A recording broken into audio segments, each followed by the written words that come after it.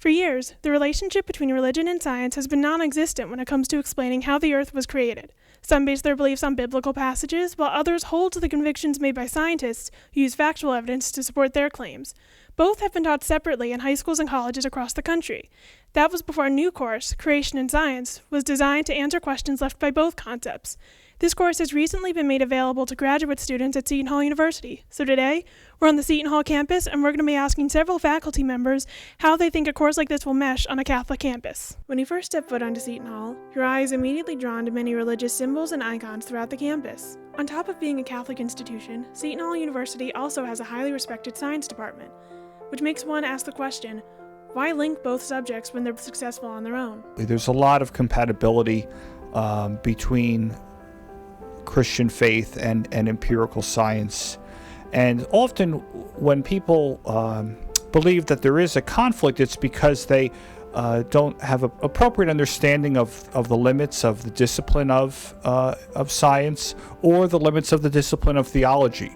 Father Laracy was given a grant to teach Creation in Science by the Planning Team of Science and Seminaries Initiative, and he believes the semester is off to a great start. We cover a lot of integrative themes. We get into the physical cosmology as best we understand it now, particularly Big Bang cosmology, and also spend some time with metaphysical cosmology, such as the biblical cosmology of the ancient Israelites. But how does the university's renowned science department feel about the linking of these subjects? We sat down with Dr. Chu of the Department of Biological Sciences to get her opinion. I think it's very important to actually understand both sides and not necessarily to be two independent, stand-alone subject.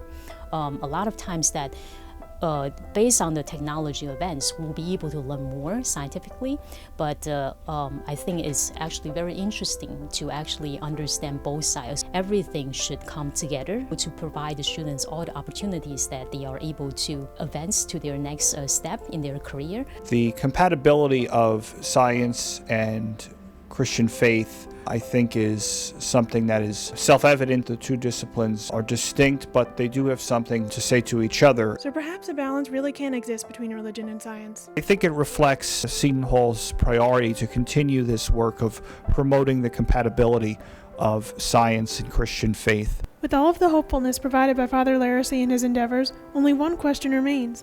Will the course be popular among students? Maybe, but I don't think that class would be for me necessarily. Whenever people try to explain like things that are very spiritual and very religious, like the creation story with science, I kind of lose focus because I don't feel like they really need to. I feel like they kind of stand on their own, and I just don't think it'd be for me. I completely disagree.